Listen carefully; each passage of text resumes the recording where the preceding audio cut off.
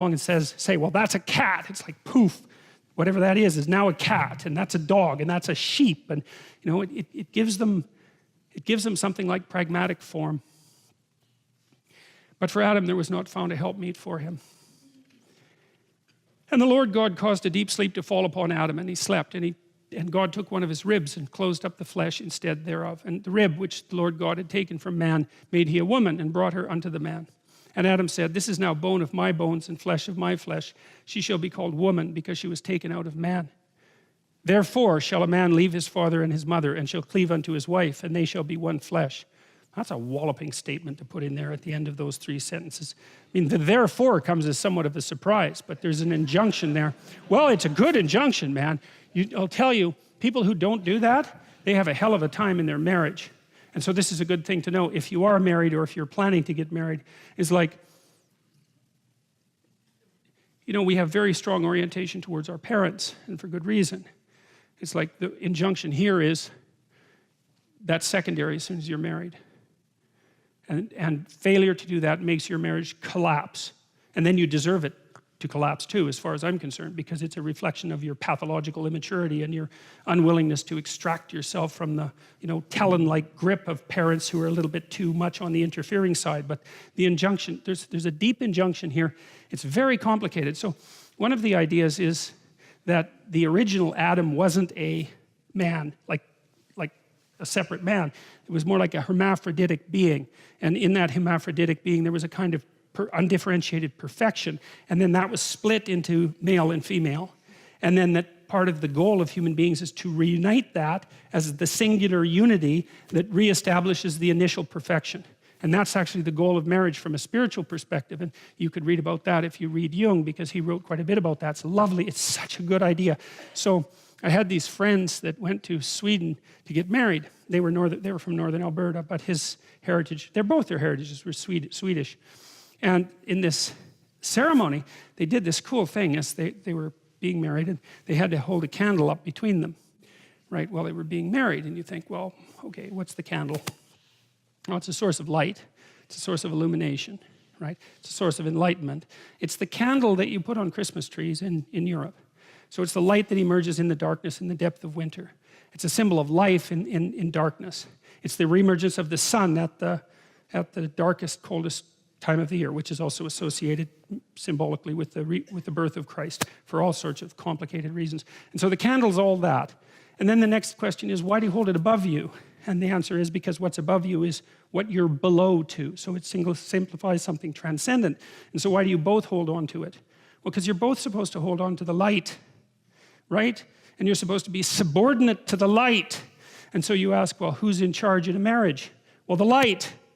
That's the idea. So you come together as one thing. You're no longer two things. It isn't what's good for you, and it's not what's good for your wife. It's what's good for the marriage. And the marriage is about the combined being, which is the reassembly of the original hermaphroditic being at the beginning of time. That's the idea. And that's all packed into like these 4 sentences. And you know, there's been, well, all of these sentences have tremendous history of interpretation associated with them, right? It's just endless and endless and endless, and that's one of the lines. And so it's also an antidote to the idea that women taken out of men, which is obviously the reverse of the biological process, by the way, makes women in some sense subordinate to men. That is not built into this text. I don't see that at all as built into the text. And there's something else that's associated with it too, and there's an idea that you know, in Sleeping Beauty, you know, Sleeping Beauty goes to sleep. And the reason she goes to sleep is because you have to remember what happens is she has parents who are quite old. And so they're pretty desperate to have a child, like so many people are now. And they only have one child, like so many people do now. And they don't want anything to happen to this child. Because like, hey, it's a miracle. And there's only one of them. And she's the princess. And so it's like, we're not letting anything around her. So they have a big christening party, right? And they invite everybody. But they don't invite Maleficent. And Maleficent is the terrible mother. She's nature. She's like the thing that goes bump in the night. She's the devil herself, so to speak. She's everything that you don't want your child to encounter. So the king and queen saying, well, we just won't invite her to the christening. It's like, well, good luck with that. That's an Oedipal story, right? The Oedipal mother is the mother who devours her child by overprotecting him or her, so that instead of being strengthened by an encounter with the terrible world, they're weakened by too much protection, and then when they're let out into the world, they cannot live. And that's the story of Sleeping Beauty, and that's what the king and queen do. And they apologize to Maleficent when she first shows up and say, well, you know, they have a bunch of half-witted excuses why they don't invite her. We forgot. It's like, I don't think so. You know, you don't forget something like that. And she kind of makes that point. It's right, the whole horror of life. You don't forget about that when you have a child, that's for sure. You might wish that it would stay at bay, but you do not forget about it. The question is, do you invite it to the party? And the answer is, it bloody well depends how unconscious you want your child to be. And if you want your child to be unconscious, well, then you have the added advantage that maybe they won't leave home, and so you can take advantage of them for the rest of your sad life instead of going off to find something to do for yourself. Well, and then of course you can take revenge on them if they do have any what would you call impetus towards courage that you sacrificed yourself 30 years ago and want to stamp out as soon as you see it develop in your child. That's another thing that would be quite pleasant.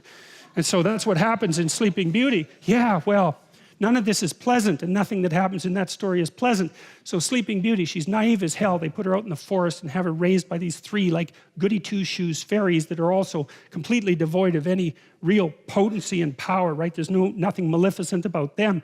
And then the first idiot prince that wanders by, she falls in love with so badly that she has post-traumatic stress disorder when he rides off on his horse, right? That's what happens. And then she goes into the castle and she's all freaked out because she met the love of her life for like 5 minutes, for God's sake. And you know, that's when the spinning wheel, that's the wheel of fate, pops up and she pricks her finger, right? They try to get rid of all the spinning wheels. They try to get rid of all the wheels of fate with their pointed end, but she finds it, pricks her fingers and falls down unconscious. Well, she wants to be unconscious, and no bloody wonder. She was protected her whole life. She's so damn naive that her first love affair just about kills her. She wants to go to sleep and never wake up. And so that's exactly what happens.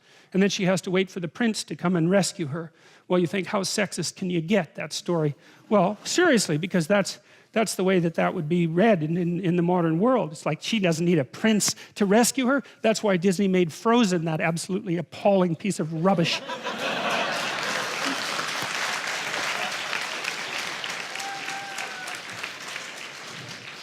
So, you know, you can say, well, the princess doesn't need a prince to rescue her, but you know, that's a boneheaded way of looking at the story, because the prince isn't just a man who's coming to rescue the woman. And believe me, he's got his own problems, right? He's got a whole goddamn dragon he has to contend with. But the prince also represents the woman's own consciousness. The consciousness is presented very frequently in stories as symbolically masculine, as it is with the logos idea. And the idea is that without that forward-going, courageous consciousness, a woman herself will drift into unconsciousness and terror. And so you can read it as, well, the woman who's sleeping needs a man to wake her up. And of course, just like a man needs a woman to wake him up, it's the same damn thing. That's the dragon fight in Sleeping Beauty. But it's also the case that if she's only unconscious, all she can do is lay there and sleep, like the sleep of the naive and damned. She has to wake herself up and bring her own consciousness, her own masculine consciousness into the forefront so that she can survive in the world. And of course, women are trying to do that like mad, but that's partly what's represented in a story like that.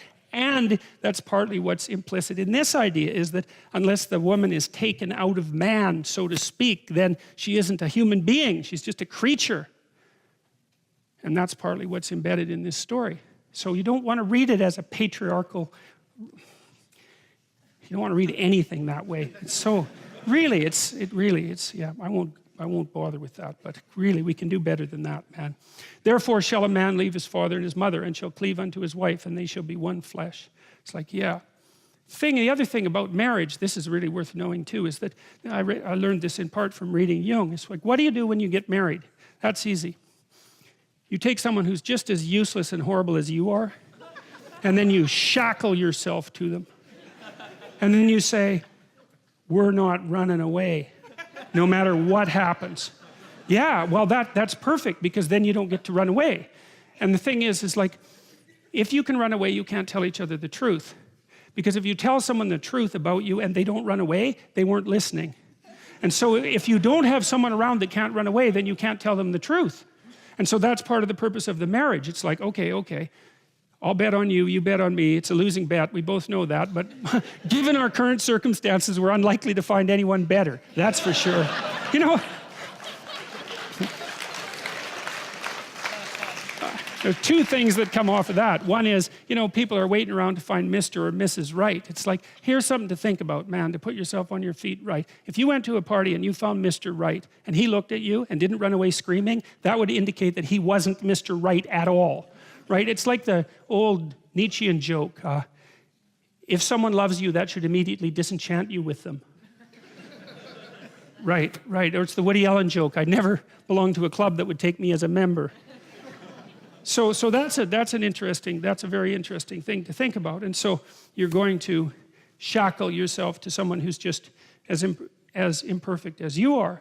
And then the issue is you might be in a situation where you can actually negotiate, because you might think, well, there's some things about you that aren't going so right, and there's some things about me that aren't going so right, and we're bloody well stuck with the consequences for the next 50 years. So we can either straighten this out, or we can suffer through it for the next 5 decades. And you know, people are of the sort that without that degree of seriousness, those problems will not be solved. You'll leave things unnamed because there's always an out. It's like, and it's the same thing when you're living together with someone. You know that people who live together before they're married are more likely to get divorced, not less likely. And the reason for that is, what exactly are you saying to one another when you live with each other? Just think about it. Well, for now, you're better than anything else I can trick. But I'd like to reserve the right to trade you in.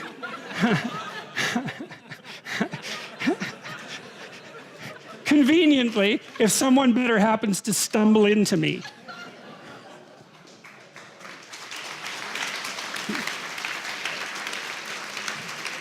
Well, how could someone not be insulted to their core by an offer like that? Now, they're willing to play along with it because they're going to do the same thing with you. Now, well, that's exactly it. It's like, yeah, I know you're not going to commit to me, so that means you don't value me or our relationship above everything else. But as long as I get to escape if I need to, then I'm willing to put up with that. It's like, that's a hell of a thing. I mean, you might think, how stupid is it to shackle yourself to someone? It's like, it's stupid, man. There's no doubt about that. But compared to the alternatives, it's pretty damn good.